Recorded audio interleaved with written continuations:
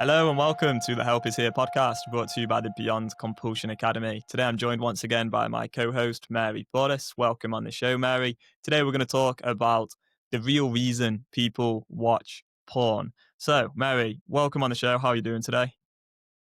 I'm doing better than Barack. My cat is having a problem, so I'm a little down about that. But other than that, I'm doing pretty good. Yeah. Mm, mm. Yeah, I Well, I hate kind of, having a sick cat. yeah, no, I bet. And as I was just saying to you, one of the hardest parts is not knowing exactly what to do and then seeing your cat suffering and wanting to Yeah. help, right? It can be Yeah, and they horrible. can't tell you what's wrong? Yeah, yeah. Wow, Yeah. it's Poor tough. guy.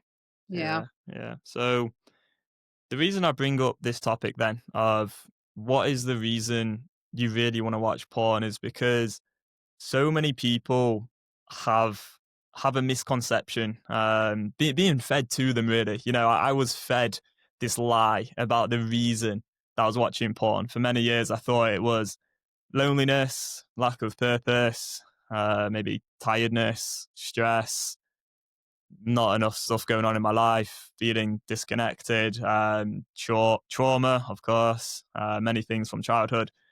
There's all these different explanations as to why I thought I had a problem with porn. Since that time, I've finally got out of the porn addiction. I've changed the way I think about things, changed my neural pathways, and my perspective on the reason people watch porn is so different to what it once was.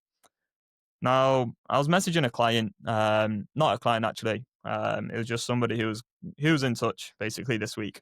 He's not a client at the moment, but maybe he will be one day. Who knows? But anyway, he said he'd had quite a lot of therapy and counselling and so on, and we were going back and forth. And I asked him a question. I think I asked him, "Oh yeah, so can you think of what sort of thought patterns you've had before that's led to you like choosing to look at it? Like what sort of things going on in your mind with this problem?" Because he was really struggling with porn. And he said, he gets bored, he loses some motivation, and he feels like he does it to replenish his motivation so he can be motivated again to do work. And he said, he's very alone in life at the moment. He wants to bypass some feelings of loneliness and feelings of lack of intimacy. And then he said he also maybe does it to relieve stress and get a sense of escape from responsibilities. These are the sort of reasons he's come up with in his mind. So over to you, Mary. Why are things like, sort of wanting to get away from, your responsibilities? Why things like motivation for like work, doing it for motivation for work? Why things like loneliness, a lack of intimacy? Why are none of these things the real reason people watch porn?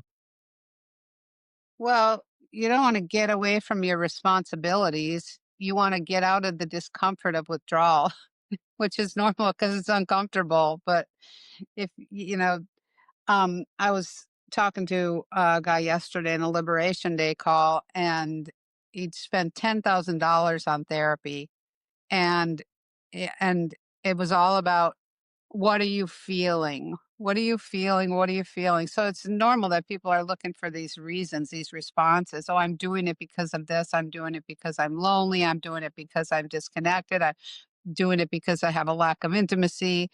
That's why I do this. When in reality, everything that you named right there are pretty much standard on the list of negative consequences of costs of engaging in the addictive behavior. Mm, Pretty much all of them, being in the addiction causes these negative things, not I'm going to use the behavior to get out of them, you know. It's really pretty much the opposite, but if you feel deprived, if you feel like you don't have a choice, you go looking for a reason. mm, I'm doing it mm. because of this, somehow like justifying it. Yeah, So it's natural to have those thoughts, to have those feelings, especially when it's promoted with how are you feeling? Like it's all about you do it because of how you're feeling, right? yeah, You're feeling uncomfortable because your neural pathway of addictive desire wants to go this way. And part of you is going, I don't want to do this anymore? It's uncomfortable. Withdrawal's uncomfortable. I mean, thank God there's a way through it because there's no way around it? yeah, yeah, yeah, 100%. Yeah, And yeah. the thing I experience with this is and why this is so problematic to think in this way and have all these different reasons and explanations as to why we engage is because there'll always be a new reason. There'll always be a new explanation because that's how the addictive part of the mind works. So what happened for me for literally like years and years and years is one time it might be stress, then it was loneliness, then it's like sadness, then it's feeling disconnected in some way, then it's lack of purpose, then it's Yeah. poor habits, and then it's this, then it's that. And it would just go on and on and on. And so I'd end up trying to solve all those different problems in my life and developed like a super busy life, right? A much more like connected life in some ways.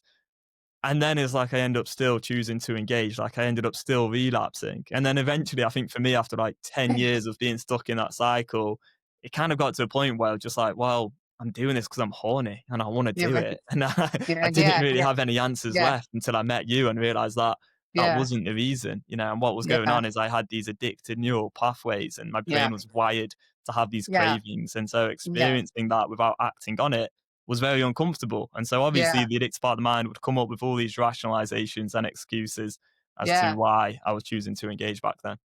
yeah, and then I'm horny, and it's my innate biological drive as a man, you know? Mm, mm, Just use it.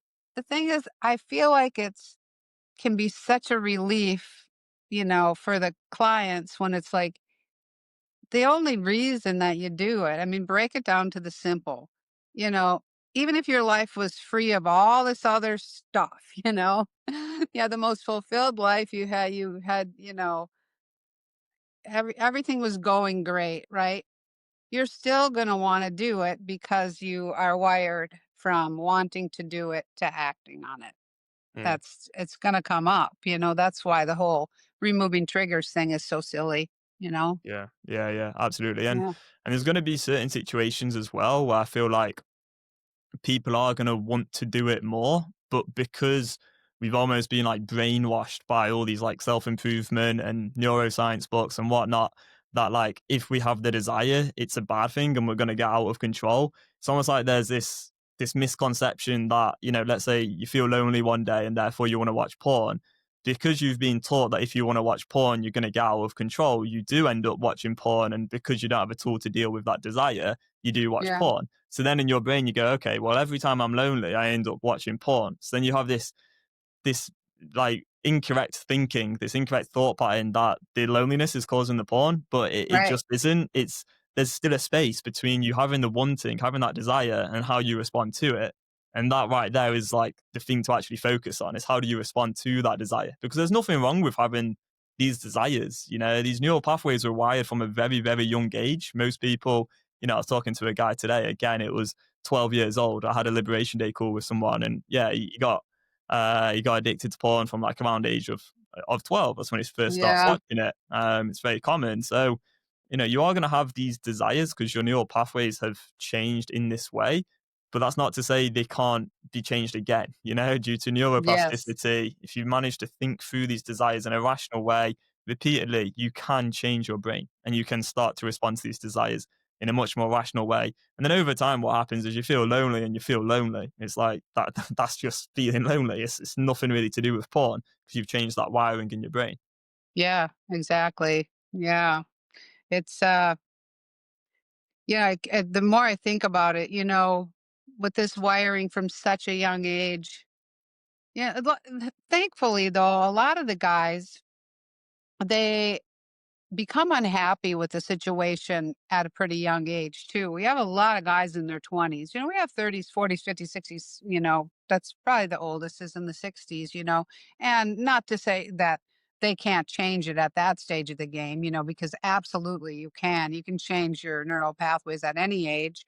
But the young guys, they're wired from such a young age, but if they're stopping in their 20s, they can change that, I mean, I don't want to say easier, but I guess there's more there. Yeah, it's not as hardwired at that point, Mm, so I feel like the guys that are in their 20s, if they really go after this thing, even though they don't necessarily have a vision of what is life. without porn because they've been wired from such a young age that it can happen relatively quickly where they can have some real tangible breakthroughs and go, "Oh, this is what it feels like," to Mm, not be stuck in this porn addiction, you know?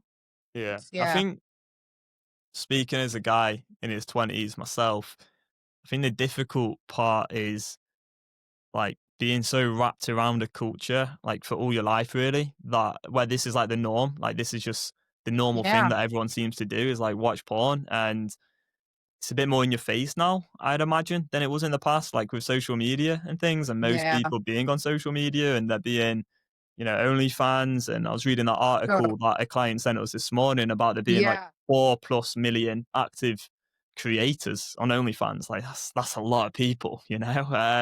So it's pretty Yeah. insane. So I think that's the hard part for people maybe in their 20s, but I mean, that's going to be true for any age as well. And I suppose if you've grown up with like Playboy and then you've ended up with like high speed internet porn and you're in like your 50s or 60s, can imagine that being very challenging as well because that gets introduced. You're like, holy shit, like this is pretty insane, you know? So yeah, I think it's Well, you think difficult at about any it, age. Yeah. you know, back when hiding a Playgirl or Playboy, whatever, under the bed, under the mattress, hiding to now, that article, the OnlyFans being represented as like this, this big business with this CEOs and just it really pisses me off. It was interesting too, because the client who sent this said, "Get ready to be pissed off when you read this." And I thought, hell yeah, it's like we're OnlyFans, a bunch of hookers are being represented by, yeah, and next thing you know, they're gonna be like on in the New York Times, and represented as this business that's like legit, Mm. and it's talk about normalizing. My God, at LinkedIn and whatever else, I would say ban them, in my own personal opinion, ban them from that kind of thing. Mm. I mean, let them go on Instagram or whatever. I don't know. I don't know where you draw the line, but I just feel like would you would you have a brothel and you're gonna have the madam, you're gonna interview her on LinkedIn or whatever, wherever this was Financial Times or whatever the hell, Yeah, I it's don't the even know where it Financial was. I don't even Times. care. Yeah. But you're gonna have the brothel with the madam, you know? No, like now it's looking at it like it's just this corporate thing, like this corporate legitimate business and putting it by stocks and OnlyFans, I mean, it's Yeah. just it's so ridiculous how normal it is. It's when let's look at the product. Let's look at what they're selling, you know? Yeah. They're selling their bodies. They're selling sex. That's what they're doing. And they can put it in front of young boys, and that's just not cool, you Mm. know? I mean, we can't stop a lot of it, but it seems like some way we could stop this normalizing of it and making it look like it's some kind of legitimate business. You know what I mean? Yeah. I don't know. It does piss me off. I think the other thing is like there's so many ways in which society has become so over sexualized. Like if it's not OnlyFans, it's like music videos and music lyrics. And I know there's Yeah, been a lot of, romantic songs in the past, but some songs nowadays that are completely mainstream are like very, very over sexualized. I literally yeah, walked into the podcast studio just now. I was sharing this with Andy, who's in the podcast studio with me. I was just saying how literally within about 5 minutes walk of this podcast studio, there were these two young girls, probably ages of 5 and maybe 7 or so, and they were like, I think they were creating a TikTok. I think they were because they had like some music on and they were doing some like dance, and it looked like they had like this routine. And I heard the lyrics to the song, and it was this song that I've heard before, which is a very, very over sexualized song. It's a song that I know because it's come on in my shuffle before on Spotify, and I've clicked past it because I just despise the lyrics in it. It was about like just shaking your ass and shit. And there's like these two young girls, like literally dancing to that song. And it's like, what is going on in society? This is honestly yeah, heartbreaking. Like, I it's know. just sickening what is going on. It really is. And I think the important thing is for our listeners is we don't have to be part of all of this shit. Like, we can choose how we live our lives. Like, that is the great thing, is that we don't have to be part of this, and we can call it out and look at it from like a different sort of lens and just be like, what the hell is going on here? I don't want that for Yeah. myself. I want peace of mind. I want clarity. I want to feel calm. Maybe I want to get out in nature more. Maybe I want real strong relationships, which actually enjoy that aren't just based on sex. We can Yeah. choose for ourselves what we do want it in life. But yeah, it's very sad to see what's going on with this over But sexualization of yeah, if I society. had a It's young crazy. kid, there's no way I'd let them be on TikTok. Yeah, yeah, yeah. It's I don't know what I'd have to do, to keep that from happening, but it's TikTok is it really is it's like giving your kid crack cocaine Mm. with Yeah, it's sex on mad. top of it. I Yeah, mean, yeah. kids definitely at that age do not need to have that sort of exposure to sexual stuff. But you're right, it really is I mean, I think about like MTV when it first came out, like the music videos that used to be on Yeah. there compared to what the music videos are now and all the over sexualized stuff on Reels and TikTok and Instagram and all that stuff. And it's like, it's really kind of night and day. I mean, not Mm, that there weren't lyrics I mean, some of the lyrics of the old songs you listen for your whole life and you really listen and go, oh, wait, what are they saying there? Some of it's pretty bad, but not so in your face, like things are now. And, yeah. with like, even just like the anime, like the cartoony stuff is like, I don't know what's going on, but it certainly is not healthy. Due to the medium through which we consume information, it's very hard to ever really decipher who's like the right person to listen to when it comes to all of this, because Yeah. what you'll find, and I'll give you an example of this, is, yesterday, for example, I was at my girlfriend's place and I was reading this book called Bosch. It was like a healthy eating, sort of cooking, vegan book or whatever, Yeah. right? And my girlfriend was planning out some meals, and I say, "Hey, can I have a look at that book?" Right. So I'm reading the sort of introduction to it, and honestly, I was just like, wow, he was just full of junky thinking. Like, it's just full of compulsive bullshit. It was like, Yep. you need to have 50% of this food, then 25% of this category, and 25% of this. And then there was a Fucking section where ridiculous. it was like, what you need to do is like never watch TV as you're eating your food, and you've got to Jesus. mindfully like consume this food, and it should take 20 minutes to consume it. And like it literally said something along the lines of, every mouthful you need to be mindful of as you're consuming it. Jesus I was saying Christ. to Leanne yesterday, I was like, what the fuck is this shit? Like, if I want to sit in front of Netflix and eat a burger and chips, I'll sit in front of Netflix and watch The Godfather and eat my burger and chips. Like, I'm not gonna eat every single item mindfully, like all this weird stuff. And like, when I was explaining it to Leanne yesterday and I was just pointing out all these different junky thoughts and how weird it all was, even she was like, "Yeah, actually, you know what, Tom? Like, that is kind of weird. Like, it's too obsessive. It's just like, oh my god, just chill. Like, eat some food and crack on with your day." It's But we, completely it's just fucked up mad. and completely sets Yeah, people up for eating disorders. And if your 100%. kids see you doing that kind of shit, that hyper focus on food, they're gonna end up eating disordered as well. And I eat my dinner literally in front of the TV every night. And Yeah. I'm not obese. I don't obsess about food at all. It's like, I'm single. I'm not I mean, maybe if I was, with somebody, we'd eat at the table or Mm, whatever, or we'd go out for sure. whatever. But I ordered Grubhub, which I'm sure is bad, right? Ordering Grubhub. And I like last night. What did I even eat? I can't remember. I mean, so much. Maybe I should look in my journal where I recorded every calorie I ate so I can remember what the I fuck I know. ate last night.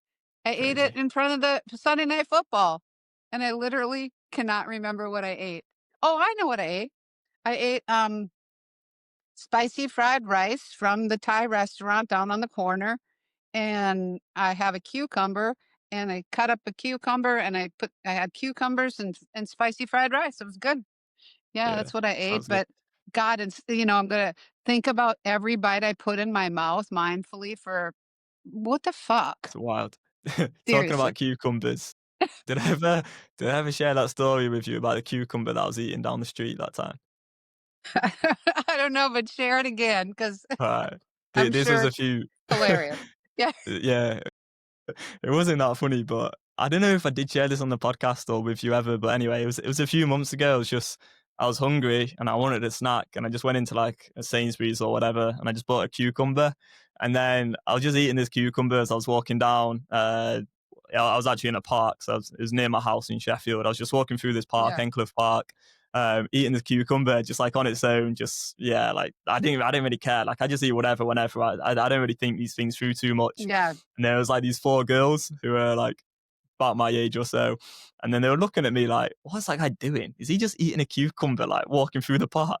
They Yeah. carry on walking. And then I walk past them. They're all looking at me really weird. And then as I Yeah. just pass them, one of them shouts and like turns back to like look at me and was like, are you eating a cucumber? And I was like, Yeah. Yeah. yes, I am. I am eating a cucumber. Just let me carry on. But I mean, that's more at the extreme. Cucumbers. Yeah, But me I'm too. picky. I peel them and I core them.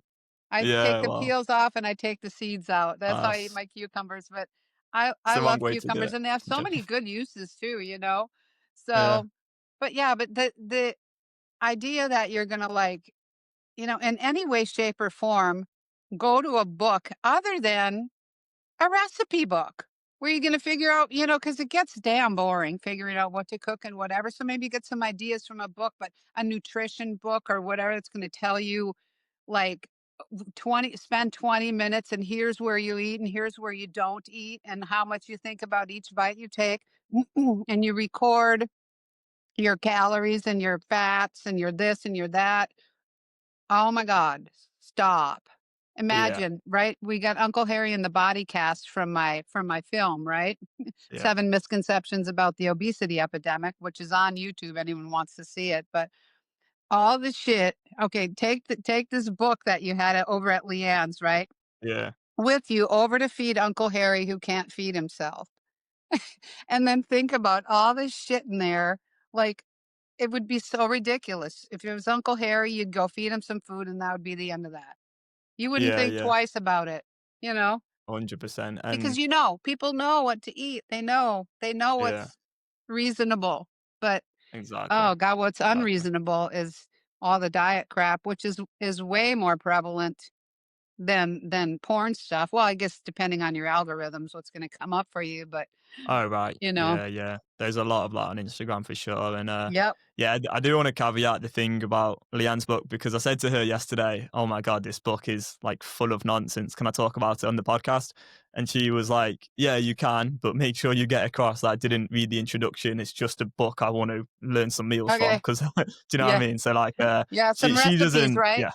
Yeah, yeah, to her it is just simply a recipe book, and she hadn't even read the start of it, so she was a bit surprised when I was reading the Mhm. start and the introduction, and was like, Yeah. "What is going on here?" You know? Because But that's what I, people are getting yeah, exposed to, you know? yeah, And yeah, and exactly, maybe Leanne went past the intro straight to just looking for some interesting ideas for cooking meals, you know? But just the general sort of atmosphere around mm, that, it's gonna be there, you know? So 100%, and it's kind of the other like correlation here to just point out is the problems going on with our thought patterns and what's going on in terms of our thinking, right? And if you think about this whole like food compulsion problem and the solutions people come up with, a lot of it is tracking things. So yeah, tracking the calories, eat this, don't eat this, you've got to measure, blah, blah, blah, right? And it is very, very similar to the porn addiction recovery solutions. You've got mhm. to count your days, right? You've got to be on a no fap streak. You got to have a counter. Yeah, We're going to have to meditate every day. We've got to journal every day. We've got to remove our triggers. We've got to do all these different little micro strategies that are going to yeah, help us sort of hack into some imaginary like peace or some 90-day yeah, no rap streak. But that's just not the way to do it. Like what you want is simplicity. You want to learn how to change the way you think and deal with the thoughts that are creating the problem in your mind because the problem's in your mind. yes. So yeah, that's Yeah, what we got to avoid do. triggers, right? Don't Yeah. don't eat. I had somebody a long time ago, they said their doctor said, if you eat something you like spit it out or something's just completely ridiculous, like don't eat anything you like because that will trigger you, right? And remove your triggers. So let's just have a bunch of, buy all the food you'd hate Weird, and innit? put that in your house. How much more ridiculous can it get? And I just want to, and we can get off the food stuff, but my article, you can see this. I brought sad food. It's everybody on this planet should read it if we want to turn this shit around, and it's at beyondcompulsion.com, my website. I don't know if it's Mm. at beyondcompulsionacademy.com. Is there Nah, not access at the to this? minute. But yeah, go read it. Share it with every wellness person you know. Um, and maybe there's an opportunity to, educate and stop teaching children. I mean, it's way too late for this whole generation that is learning this misconception about obesity but share, read the article. I brought sad food. It's at beyondcompulsion.com. I Yeah. believe it's on the philosophy page. I'm not sure. It's there, easy to find. So I'll have a look into it, and I can put it in the description for anyone who wants to read it. that It would is be a good great. book. Yeah, it's a mini That little would be free book great. you can read. I think the thing is, a lot of the things that we talk about, it is gonna go very much against the grain.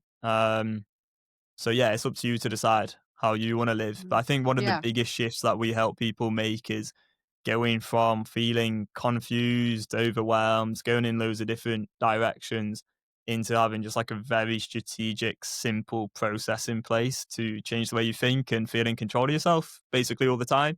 And it's not Yeah. quite as hard as some people may think it is. I mean, yeah, there's a lot of relearning to do, a lot of unlearning to do for sure. And you got, experience some temporary discomfort at times for sure. But simplicity is king when it comes to all of this sort of stuff. That's what you Mhm. need because if you go Yeah. online nowadays, you're going to end up in a million different directions and feel probably even more confused than the Yeah. first time you went online trying to find an answer to a problem. Yeah. Well, I ask all the guys in Liberation Day calls about other potentially compulsive behaviors that they would have because, of course, we don't want them to go into substitution, which we call detour to disaster, right? So have them identify potentially compulsive behaviors or things that are already compulsive. And at this stage of the game, I just assume that they're all going to have some sort of food compulsion based on the misconceptions around it, you know? Yeah. Um, and every single one of them will minimize it. Oh, well, Mm. I'm pretty good with food. I eat pretty healthy and it's not healthy food versus not healthy food. If you're Yeah. thinking about healthy versus not healthy on any regular basis, I mean, they're being born into this environment of food compulsion. They can't really help it. And one guy says to me, "Oh yeah, he doesn't have a problem with food, but he does, he'll put food into his mouth, he'll chew it up and spit it out to not Wow. to not take in the Yeah. calories." And Yeah. I'm like, "And you don't have and this is not a problem for you?" I said it to him, and if he hears this, he knows who he is. It's like that's a problem. If you Mm. you know, w I mean, would you ever even think of doing that? I mean, I guess a lot of people do it. Somehow you're gonna get some sort of satisfaction out of chewing it up and then spitting it out. It's kinda like bulimia, but a little sooner than don't even swallow it and throw it up, you just chew it up and spit it out. But, yeah, it's so normalized that I just literally assume that every guy is gonna have some sort of food compulsion going on that he's learned from society. So Yeah. we got to deal with it all the time, to not end up people, we called it back in the breathe free days, smoking food detour to disaster. Yeah. So Yeah. when with people that would stop smoking, now it's like if you try to feed your porn addiction, any addiction food, you're going to end up. I was joking with one of the guys. I said, "You're going to end up a fat porn addict," and then he said he'd also in the past tried to use weed, so now you're going to be a fat, stoned, porn addict. It's like that's just not the way out. But yeah, kind of going on and on about this, but sorry. Yeah. Yeah, It's really nice. It important. is. It's so important to be recognized. Yeah. It is important, and I know I've said it a few times, but I think it can be quite useful when you see that the approach towards porn compulsion, this problem, is pretty much identical to our approach towards like a food compulsion problem, right? Like the videos in Exactly. phase one to phase three are literally the same videos, whether you got food, nicotine, Right. weed, Yeah. gaming, social media, porn. We don't discriminate. It's the thought patterns that require a change and actually having a tool to deal with those thought patterns. And I think for me and a lot of the guys, that comes as quite a relief because we kind of come into things thinking, is there something wrong with my sexual desires? You know, what's wrong with me? And we often have those unanswerable questions going on, and there's a lot of shame there as well. But then when you just realize that actually you just have these thought patterns that millions of other people have, and you've been taught a load of nonsense from random people on the internet, you go, oh yeah, actually, I can change my neural pathways, and I don't really need to feel any shame because this sort of shit kind of happened to me from a young age, and Yeah. I can rewire my brain, and it's a big relief. So I Yeah. think hopefully it can be useful to people. Yeah, And the thing is too, like people out there that don't understand this, don't understand addiction in this way. If they're working with with guys that are trying to overcome pornography, but they're not dealing with the substitution with the food or the weed or the alcohol or the whatever, then mm, they think, oh, well, the guy's not using porn, so he's a success. Yeah, but for a while, but then, but now he's 300 pounds, and stoned and drunk, right? Or gambling or something or whatever. Or how about obsessive working out, right? Compulsive yeah. working out, knows his muscles just, like Terry Crews, right? Who's open about his pornography addiction. You seen this guy's body? Oh my God, it's like obscene. It's like so like, what does it take to maintain that? Guy's gotta be Yeah. living at the gym. I don't know how he has time to, like, host America's Got Talent. He's gotta, like, live in the gym. He's, like literally, he can have a suit on, and he, like, takes his pecs and makes them go up and down. You can see it through, like, a three-piece suit, you know? But, yeah, so it's not I mean, people might think they've got, helping people stay off porn for a little while, but if you keep those addictive pathways going with something else, then you're probably going to end up back in the porn too. And then you've got multiple addictions to deal with. Yeah. I It's a think shit show, my friend. It's a shit show. the thing that would always come up for me if I was listening to this and I didn't have the full like beyond compulsion method, when you say those things is like, what are you gonna do then? Like, are you just gonna live like a monk? But the Yeah, reality right. is you Yeah, will know what to do. Like this is the difference is you're not gonna feel like you need to always be doing something once you're yeah, beyond compulsion. Like that's kind of the point of it, is like you can actually get to a position where you might feel a bit uncomfortable, but it's just like, yeah, I feel a bit uncomfortable, yeah, you don't have to go to the gym to like run away from the discomfort or do all this yeah. crazy stuff. It's just like, You yeah, can, I mean, yeah, you can do those things in a take it or leave it way and actually benefit from them when you're not using them to try to outrun addictive desire, yeah, yeah. It's like, You get a just lot be of reasonable, people, be reasonable. you There's a get whole lot of unreasonable going on right now. I mean, I just like there is. I was gonna videotape this commercial last night when I was watching the football game. I can't remember what it was, but it was just like,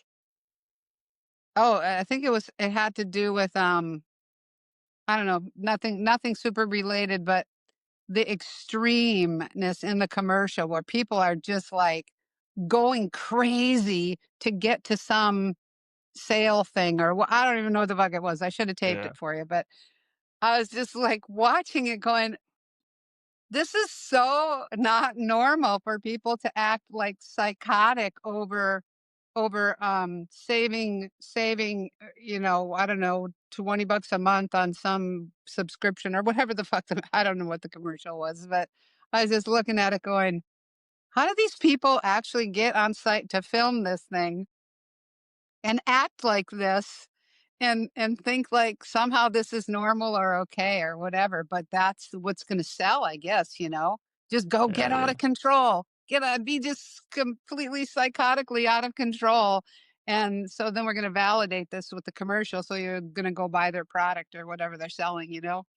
I was Cuckoo. I Cuckoo, was man. walking through Phillips Park in Manchester the other day, coming home from a long walk, and there was a bus, and it's like owned by the council as well, like this bus. So I'm guessing the advertiser had paid Manchester Council to have their ad on this bus, and the ad was pizza, Chicago Town pizza, and I think they're quite good. I think they're decent pizzas. I've had these a few times in the past, but then the Yeah. big text on it, and we may have covered this before potentially, but the big text was "Feed the urge." Oh my Feed god, the urge. Yeah, it's crazy, yeah, right? yeah, It's yeah. crazy. Yeah, yeah.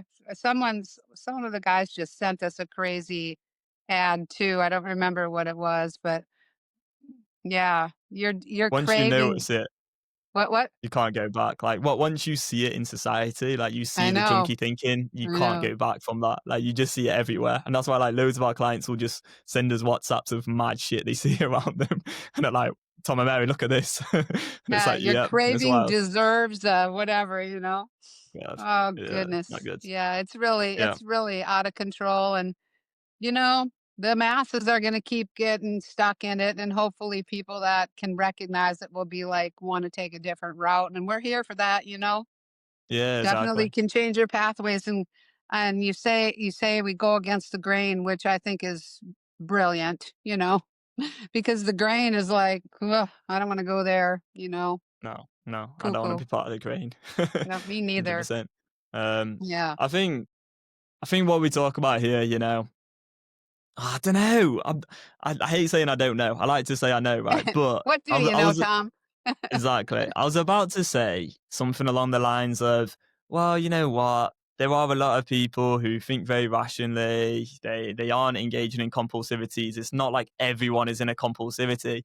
Then I just flash back to walking to the office this morning, and there was these two people walking just behind me, and the guy was on about how he hasn't eaten any food today, and how that walk that he was on right there, as he's walking behind me, was to help him earn some, I don't know, some calorie deficient bullshit. I don't know. He Yeah. was basically saying like, I'm going to be able to earn myself some food later on today by being on Yeah. this walk, and that's why Yeah. he was on the walk with the person next to him. Yeah. And even that, I was just like, what is going on? Like, you don't need to go on a walk to earn your ability to eat other like items. Like, what? Oh, so yeah, I don't even know. Like, it is around us all the time, isn't it? It really It's is. Like, that everywhere. was just this morning. Nonstop. So. It is Nonstop. nonstop. Yeah. Nonstop nonsense. Yeah. All Yeah. right. Help is Cool. here, Well, man. Help is here. help is here. Yeah. Yeah. Get involved. Get involved. All right. Cool. We'll wrap it up here. If you'd like to learn more about the Beyond Compulsion method, go to www.beyondcompulsionacademy.com. I'll also leave a link to Mary's website below, and hopefully we'll find a link to I Brought Sad Food, which is a really great article. Go give that a read if you like, and we'll see you in the next episode. Bye bye. Thank you.